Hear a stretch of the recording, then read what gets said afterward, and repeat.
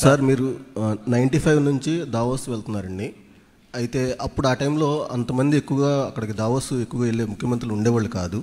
కానీ మీరు ఒక్కళ్ళే ఆ టైంలో తిరిగేవాళ్ళు. ఇప్పుడు వచ్చేసి పక్క రాష్ట్రంలో ఉన్న ముఖ్యమంత్రులు కానీ మీతో పాటు రావడం అక్కడ మొత్తం అంతా ఎస్టాబ్లిష్ జరుగుతుంది. అయితే మన విభజన జరిగిన ఆంధ్రప్రదేశ్కి వచ్చేసి తక్కువ బడ్జెట్ ఉండటం కానీ ఏదన్నా కానీ పక్క రాష్ట్రాలకు ఎక్కువగా వాళ్ళ ఫెసిలిటీ చూపించడంలో సక్సెస్ అవుతున్నారా? దాన్ని మీరు ఎలా అధిగమించగలుగుతున్నారు? ఇప్పుడు నేను అడుగుతున్నా మిమ్మల్ని, ఏ ఊరు మీది? విజయవాడ సార్. విజయవాడనా? ఎందుకు విజయవాడలో వాళ్ళందరూ ప్రపంచం అంతా బాగా బ్రహ్మాండంగా రాణించారు, విజయవాడ తప్ప కాదా సార్?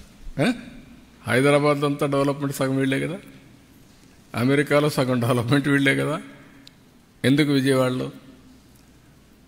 అలాంటి అట్మాస్ఫియర్ మనం ఇక్కడ క్రియేట్ చేయలేకపోయాం. అలాంటి అట్మాస్ఫియర్ క్రియేట్ చేస్తే వేరే దేశాలకు పోయి బ్రహ్మాండంగా చేయగలిగిన వాళ్ళు ఇక్కడ చేయలేకపోతారా? ఈరోజు హైదరాబాద్ డెవలప్మెంట్లో ఆంధ్రాలో, రాయలసీమలో, ఉత్తరాంధ్రలో, రూరల్ తెలంగాణ మొత్తం హైదరాబాదే కాకుండా అందరూ వచ్చి డెవలప్ చేశారు. Now Hyderabad is become a big developed city. ఇక్కడ కూడా అలాంటి ఎకో సిస్టమ్ క్రియేట్ చేయలేదు కాబట్టి ఈ ప్రాబ్లమ్స్ వచ్చాయి. ఇప్పుడు నవ్ వీ హ్యావ్ స్టార్టెడ్. మీరే చూస్తారు రాబోయే రోజుల్లో. నేనేమంటానంటే, ఒక మోడల్ తయారు చేసిన తర్వాత ఆ మోడల్ని సరే వేరియస్ కారణాల వల్ల జరిగాయి. పొలిటికల్ రీజన్స్లో బైఫర్కేషన్ అయింది, బైఫర్కేషన్ లేక సఫర్ అయ్యాం. బైఫర్కేషన్ కంటే 1924 పరిపాలన మొత్తం విధ్వంసం చేసేశారు, డెమాలిష్ చేసేశారు. నిన్న కూడా నేను ఢిల్లీకి పోతే నాకు ఇప్పుడు 4వ ముఖ్యమంత్రిగా నాకు ఇప్పుడు కూడా దిక్కు తెలియడంలా. వై? ఒక యాంగిల్లో తప్పులు జరుగుంటే కరెక్ట్ చేస్తాం, ఎవ్రీవేర్ తప్పులు, ఎవ్రీవేర్ అరాచకం, విధ్వంసం. So it will take some time, but everything I'm telling you, it is not impossible, but there will be effort. మళ్ళీ మనం పైకి తీసుకురావడం, మళ్ళా ఏదో ఒక ఇదయ్యి మళ్ళా కిందికి పోవడం, వైకుంఠపాళి మరి తయారు కాకూడదు. ఈసారి పైకి వెళ్ళాలి తప్ప మళ్ళా కిందికి రాకూడదు. అదొకటే అందరూ గుర్తుపెట్టుకోవాల్సింది.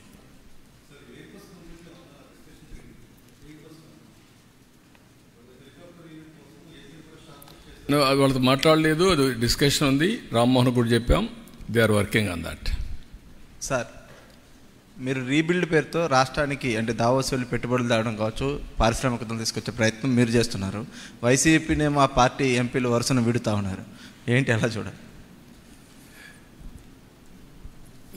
వాళ్ళ పార్టీ వాళ్ళు పారిపోతున్నారనుకుంటే మన దానికి సమాధానం మన దగ్గర ఏం లేదు.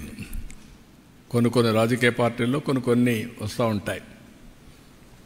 నమ్మకం అనేది ఉంటే ఉంటారు, లేకపోతే వాళ్ళ దారి వాళ్ళు చూసుకుంటారు, వాళ్ళకుండే మార్గాలన్నీ కూడా. I don't want to comment much on that. That is their internal affair. That reflects ఆ పార్టీ యొక్క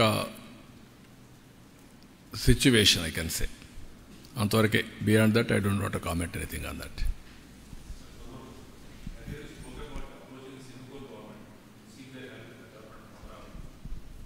అంటే ఇప్పుడు మీకు ఏమైందంటే బ్రదర్, 2 ఆస్పెక్ట్స్ ఉన్నాయి ఇక్కడ. అందుకే పదే నేను చెప్తున్నాను.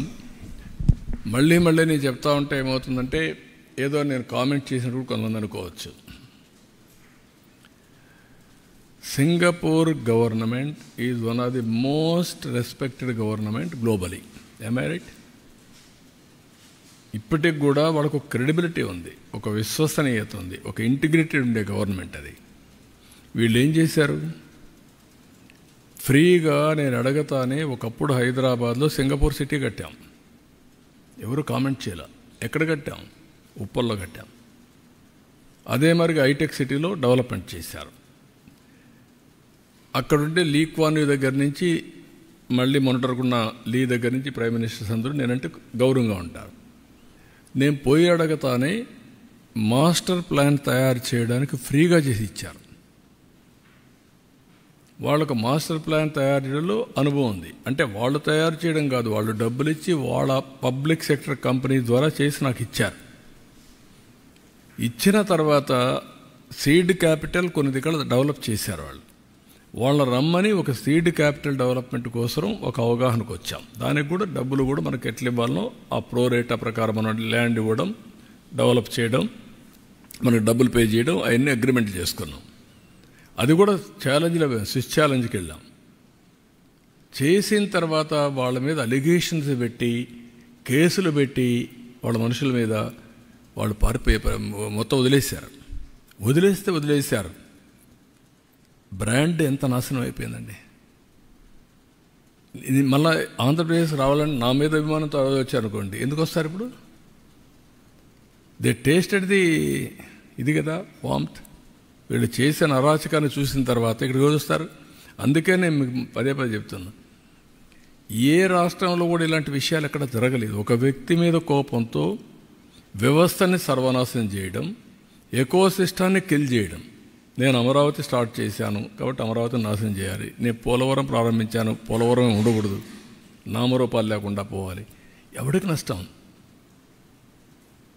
అలాంటి కంట్రీస్, దుబాయ్, నేను అర్లీగా ముఖ్యమంత్రిగా ఉన్నప్పుడు హైదరాబాద్లో నాకు క్రౌన్ ప్రిన్స్ ఇప్పుడు రూలర్ చాలా క్లోజ్గా ఉండేవాడు. నేను ఆయన ఇన్ఫ్లుయెన్స్ చేసి ఎంఆర్ ప్రాపర్టీస్ ద్వారా విల్లాస్ కట్టి అక్కడ కన్వెన్షన్ సెంటర్ 7,500 మందికి ఇండియాలో first of it's kind convention centre with hotel with exhibitions మనం కట్టాం క్రాస్ సబ్సిడీతో. దేనికి పనికి వచ్చింది? అది హైదరాబాద్ డెవలప్మెంట్ పనికి వచ్చింది. లేదు ఇచ్చారు కాబట్టి మేము కొట్టేస్తాం, కూల్ చేస్తామంటే దట్ ఈస్ నాట్ కరెక్ట్. అదే ఇప్పుడు జరిగాయి. దానివల్లనే ఈ ఇబ్బందులు వస్తున్నాయి.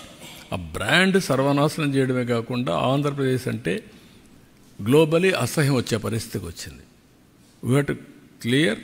మళ్ళీ చెప్తున్నాం, ఒకసారి తప్పు చేశారు మా వాళ్ళు, ఇంకెప్పుడు తప్పు చేయరు. కాబట్టి మీరు కూడా పాజిటివ్గా ఉండండి. Andhra is the best place.